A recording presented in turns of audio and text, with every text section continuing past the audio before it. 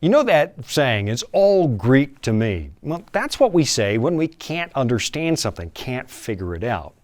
And of course, the reason we say that is because the Greek alphabet is almost completely different from our Latin alphabet. So most of us can't understand Greek when we see it. Although I can assure you, it's not as hard to learn as you think. I guess the irony of using that expression, it's Greek to me, the irony of using that to describe a lack of understanding is the fact that one of the things we remember the Greeks for, apart from Alexander the Great or maybe the Mediterranean diet, was the Greeks' relentless search for understanding. I think we all know the Greeks are usually given the distinction of giving birth to philosophy. Even though there are philosophers from other cultures who predate the Greeks. You find some philosophers among the Egyptians or the Akkadians. But there's no denying it's the Greeks who made philosophy an art form, a way of life for all of us. And it's the Greeks who gave us a way of thinking that has proven so profound that we're still using it today. In fact, many people don't realize the Romans used Greek as their educational language for years before they switched to Latin. They wanted to emulate the Greeks. Their way of thinking was so razor sharp.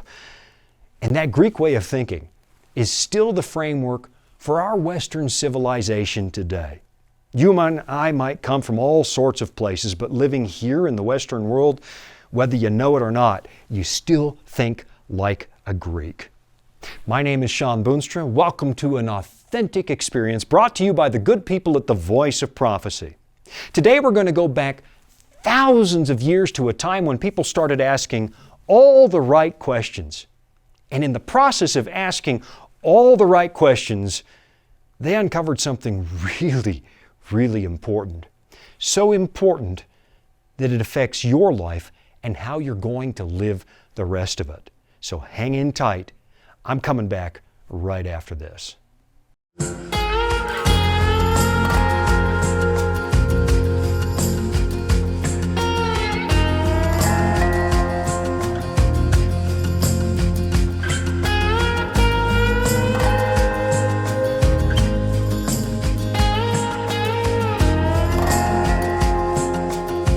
You know, when most kids were asking for hockey sticks or baseball gloves or bicycles for Christmas, I was asking for a typewriter.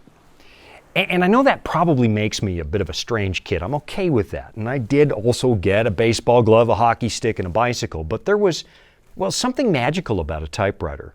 At a very early age, I discovered the incredible pull of books, the written word. And this was in the day before anybody had access to the internet. What books did for me was help me realize I'm not a prisoner here in my tiny little village, hundreds of miles away from any real city. All I needed to explore the rest of the planet was a handful of books. And then I started to wonder who invented this concept. Who figured out that putting a bunch of little chicken scratches on a clay tablet could preserve all your important knowledge pretty much forever? And then it occurred to me that I could write stuff down and preserve my knowledge forever too. If my thoughts proved to be important enough. So as a little kid, I started to write stuff down. And then I noticed that real writers have typewriters. Now, if you happen to be under the age of 30 and you're not an old dinosaur, let me explain. Typewriters were an analog mechanical tool that writers used to put thoughts to paper before word processors. But I digress. When I realized that I could write twice as much, twice as fast if I just had a typewriter, I asked for one for my birthday. And because I have good and generous parents, I got one. Now, it was just a children's typewriter, but it was fully functional, and I was suddenly the happiest kid on the block. And even the fact that I broke my arm right before my birthday and I had to learn to type with my right arm strapped to my chest, even that couldn't dampen my enthusiasm for writing. You see, I was now an official member of the ancient tradition of scribes, an elite group of people who love to take ideas and immortalize them. But eventually, something else about typewriters grabbed my attention, and I developed this desire to figure out how they work. So I opened the case and watched how the keys lifted the hammers, how the ribbon advanced every time you pushed a key, and how the carriage return, you know what your return key is named for, how the carriage return advanced the paper to the next line while pushing you back to the far left margin. This thing was a technological marvel. And at one point, I got my hands on another typewriter, an old one, and I actually started to pull it apart. And I'm guessing some of you have done that too, because the way machines are built is just a beautiful thing. I actually remember when I got to college at the University of Victoria, I had this English professor who told us about his friend who had a BMW that he pulled into pieces, one piece at a time, just for the joy of putting it back together so he could see how beautifully all the pieces fit. Now, I couldn't afford to do something like that, but I could afford to pull apart a typewriter. Now, of course, when you're 7 years old, you can't put it back together. And you end up with this big mess of parts, but that's kind of beside the point. The point is that discovering how things work is a beautiful thing. And there seems to be this uncontrollable urge in my heart to figure out how and why stuff works. But then you've got to wonder exactly what it is that we're looking for when we're pulling things apart in discovery mode. Now that's what made me think of the ancient Greek philosophers, because, well, when you look at what they were trying to do, they were trying to understand the nature of the entire universe. They wanted to understand why life works the way it does, why the world happens to be the way it is, and they wanted to know what might pass for an authentic human existence. So, for example, we've got Democritus, the man who usually gets the credit for inventing the atom. Now, of course, really we have to give the creator credit for that, but Democritus did come up with the atom as an explanation for why the physical world happens to be the way it is. And to his way of thinking, everything had to be made up of indivisible, unchangeable components. And to this very day, we still describe the universe basically the way Democritus did. We think of it as atoms that hang in space and form the building blocks for absolutely everything. Now, to be perfectly honest, what you and I call atoms, with electrons and protons and neutrons, well, an ancient Greek would tell you that's not an atom, because atoms have to be indivisible. You can't just break them into smaller components. And actually, they'd be right about that, because back in the 1940s, we split the atom, which means that what we call atoms aren't actually atoms, because the word atom means indivisible. But I am getting off topic. And the real issue I want you to think about is this: why in the world did Democritus care? And not just Democritus, but all the people who came before him, like Thales, who said that everything in the world is made of water. It comes from water and goes back to water. And then we had Heraclitus, who said that everything is made of fire because, well, fire keeps changing like the world around you, but somehow at the same time it's constant. It doesn't change.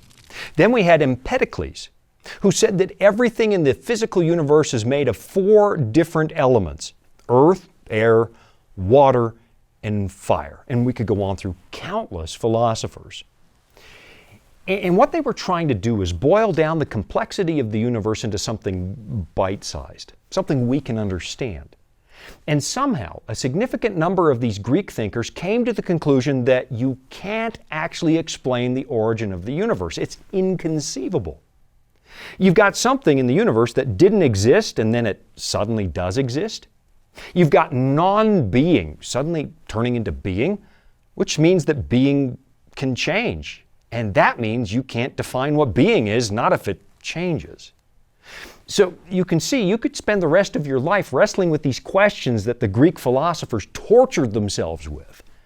But again, it's kind of beside the point. What I want you to notice is this irresistible drive to understand. And you've got to wonder, why do we care? Why does it matter what the universe is made of? And in the blink of an eye, I'll come right back and tell you why it is you wonder such things. Dragons, beasts, cryptic statues. Bible prophecy can be incredibly vivid and confusing.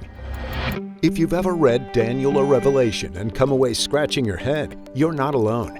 Our free Focus on Prophecy guides are designed to help you unlock the mysteries of the Bible and deepen your understanding of God's plan for you and our world. Study online or request them by mail and start bringing prophecy into focus today. Welcome back from the break. I'm glad you stuck around. We were talking about why it is that we seem so curious about the nature of the universe. Why do we need to figure this out?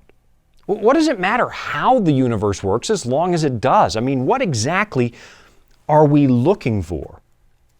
Now, here's the thing I want you to consider. Personally, I believe that all these questions arise because we happen to be looking for ourselves. If we can explain how the universe works, then maybe I have a shot at understanding what my role here is. And if I can figure out what my role is, then maybe I can understand the actual meaning, the purpose of my existence.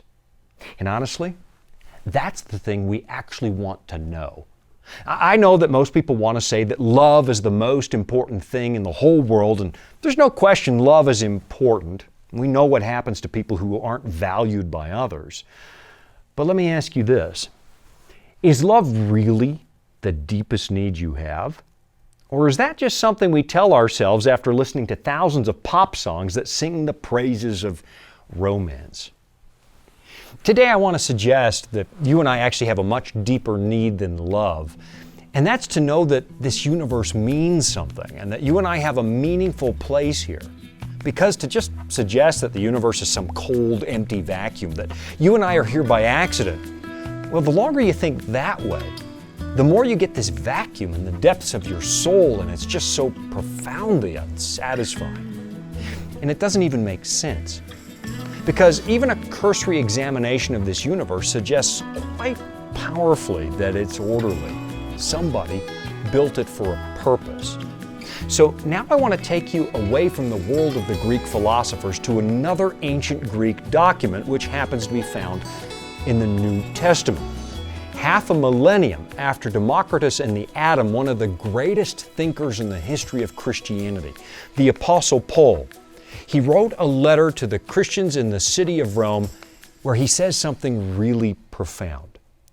And chances are you probably have a copy of this somewhere in your home, so I can tell you where you'll find it. It's in Romans chapter 1. Just listen to this. For since the creation of the world, His invisible attributes are clearly seen, being understood by the things that are made, even His eternal power and Godhead, so that they are without excuse. Now, it's such a short statement, you can easily miss how important this is. The drive you and I have to understand the world is not an accident. Somebody planted it there.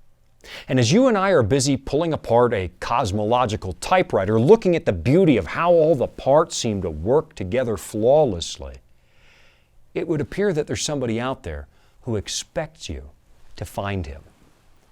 Now, of course, you can just go and dismiss that as an old fairy tale, and lots of people have. You can say, oh, that's out of the Bible, and the Bible is just religious propaganda. But it's hard to deny that what Paul says is reasonable. Nobody's happy with the idea that the universe means nothing. Not even some of the most stringent atheists I've met. And I find it interesting how many of these atheists still want to find some kind of meaning attached to human existence. So Paul says there's a reason the universe looks like it happened on purpose, and the reason is it did. There's a reason that ecological systems look balanced. It's because they are. There's a reason when the planets seem to move in an orderly fashion because, well, they do. And there's a reason that it bothers us when it looks like something out there is going wrong. I mean, why does it bother us when the environment gets damaged or when some species of animal suddenly goes extinct? Why does it amaze us to discover that if the Earth was just a little closer to the Sun or a little further away, life becomes impossible? And why do so many of us like to use pictures of nature as screensavers? What is it about the world that continually urges us to look? Why is it so deeply satisfying to pull stuff apart to see how it works? And why does it bother us when we can't figure it out? Are we actually presuming the world is supposed to be logical? Are we assuming there is some kind of order, some kind of organization out there that we can discover? Just have a look at the history of science and you'll notice something really fascinating. The search that was started by the ancient Greeks has been going on for a very long time. And eventually, by the time we get to the 17th century, we get this guy named Isaac Newton, who revolutionizes our whole understanding of how things work with just a few simple discoveries. And of course, the most famous of his discoveries is the nature of gravity. Newton gave us a mathematical model that predicts how bodies in motion are going to behave. And even though we don't really know why gravity works, we don't know why it is that two bodies in space are actually attracted to each other, we can see there's a beautiful logic to it, and we can actually use math to predict what's going to happen. I don't know if you remember physics class in high school, but I remember sending little wooden carts down a ramp, and I could always figure out exactly where they were going to land because the universe is predictable.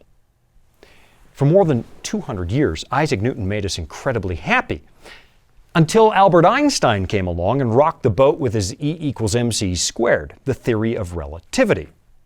Then, within the space of a few short years, somebody else came up with the theory of quantum mechanics, which discredited some of Einstein's work. Because you see, we suddenly realized that the physical laws that govern the big universe out there, like the law of gravity, well, they don't seem to apply in the microscopic world, the world of the atom, where it started to look like some things could exist in more than one place at more than one time.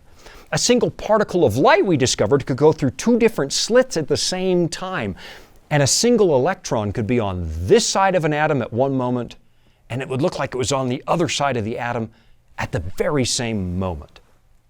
That blew our minds. I mean, how in the world could you have one set of rules for existence in one part of the universe and another set of rules in a different part? Now, I'm not exactly a quantum physicist, anything but. And I know that real scientists are cringing as I describe this stuff, but the fact remains, we have different rules, different forces at play in different parts of the universe. We have gravity, the electromagnetic force, something called the strong interaction and the weak interaction, and now scientists are looking for something called the grand unified theory, which will explain how it all works together. And I really don't want to get bogged down in the science because that's really not the point of the show. What I'm driving at is the fact that we can't seem to ignore this stuff. There's something that makes us want to know. It's not good enough to just say, hey, there's contradictions in the data. We're not satisfied that there are pieces of the puzzle that just keep eluding us. Something makes us want to know. I'll be right back after this. Here at the Voice of Prophecy, we're committed to creating top-quality programming for the whole family, like our audio adventure series, Discovery Mountain. Discovery Mountain is a Bible-based program for kids of all ages and backgrounds. Your family will enjoy the faith-building stories from this small mountain summer camp and town. With 24 seasonal episodes every year and fresh content every week, there's always a new adventure just on the horizon. Something makes us want to know and something bothers us when we don't. And while our scientific equipment might be far more sophisticated than anything the Greeks had, I mean, here we have the Hadron Collider and the electron microscope, the thing we're trying to accomplish hasn't changed. Democritus was looking for the smallest component of nature, the indivisible atom. And when our generation discovered that you could divide the atom, well, then we kept on looking. We went looking for baryons and mesons and pions and kaons, and we just kept getting smaller and smaller and smaller because somehow we believed that if we could just find the bottom, if we could just find out how stuff works, then maybe we will finally understand who in the world we are. And I know that's not how a lot of secular scientists might describe it, because some of them don't really waste much time on existential questions. But I'm telling you, I think this is what's going on. How else do you explain this relentless drive for discovery?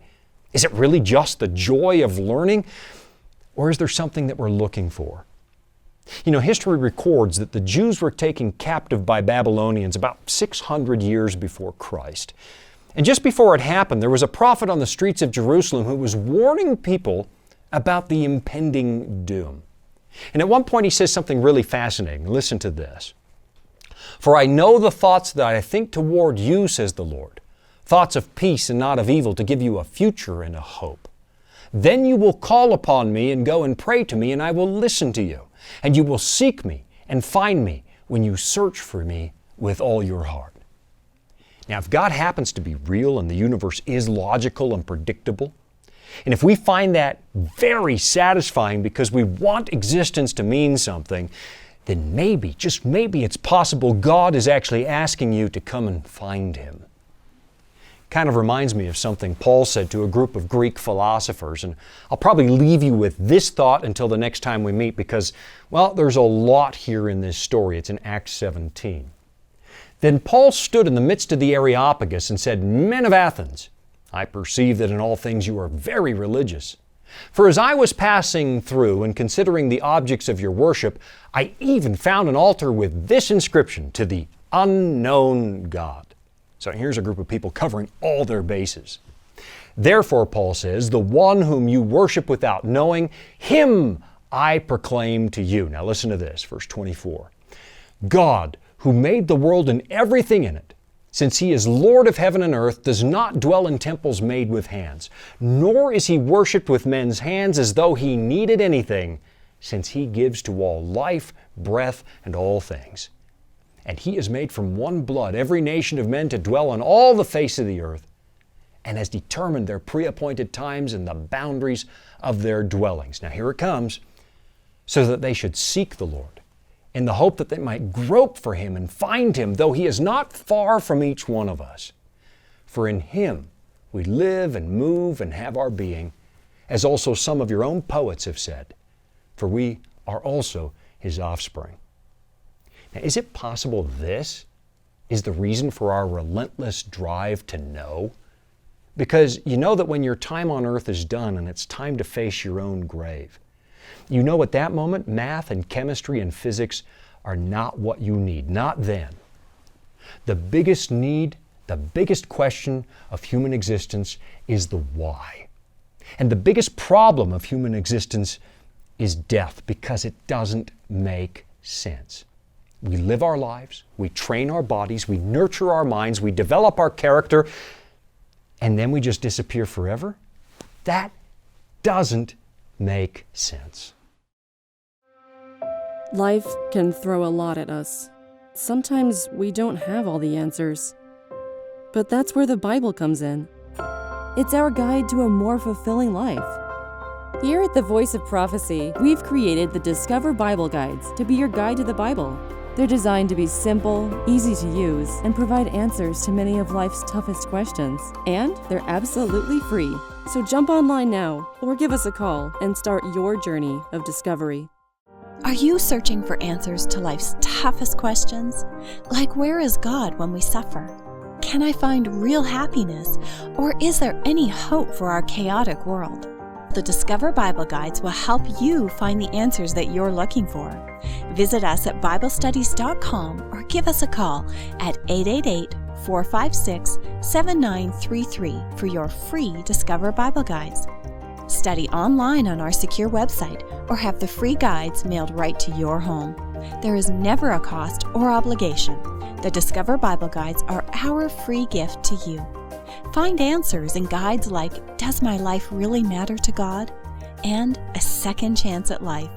You'll find answers to the things that matter the most to you. Visit BibleStudies.com and begin your journey today to discover answers to life's deepest questions.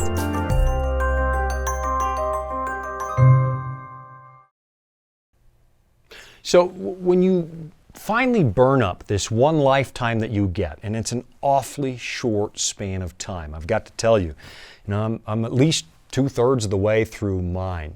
When it comes time to cross that final finish line in your life, Well, at that moment, you got to ask yourself, what did you do with your time? What exactly were you looking for?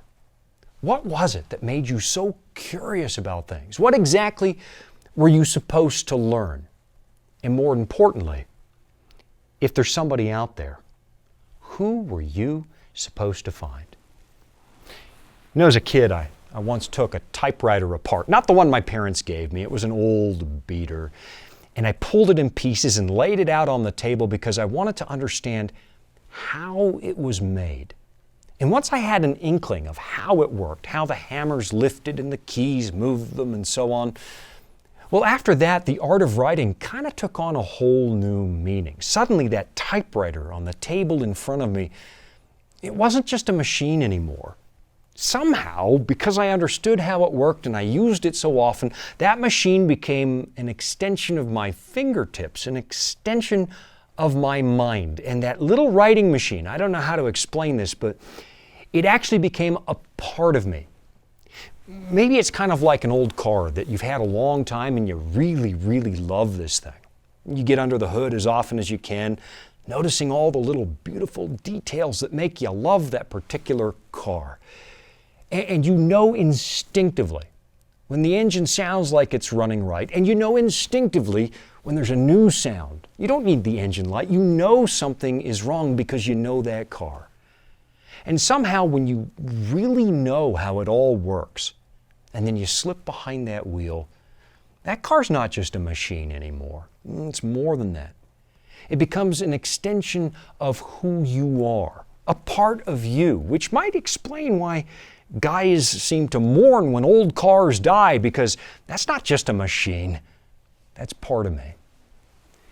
So when you look under the hood of the universe, and you suddenly come to the realization somebody had to make this place on purpose, when you get to that idea, your whole approach to life suddenly changes. Now life isn't empty. Now life isn't meaningless. You are not just here breathing and eating and sleeping and passing time. No. Suddenly, time becomes valuable and life becomes valuable. And then you can begin to enjoy the joy of an authentic human existence. That is worth something. So until we meet again, I want you to ask yourself one question. Just think about it until we get together again. Exactly who or exactly what are you out there looking for? And what would it mean for you to actually discover who you are and the whole purpose for your existence?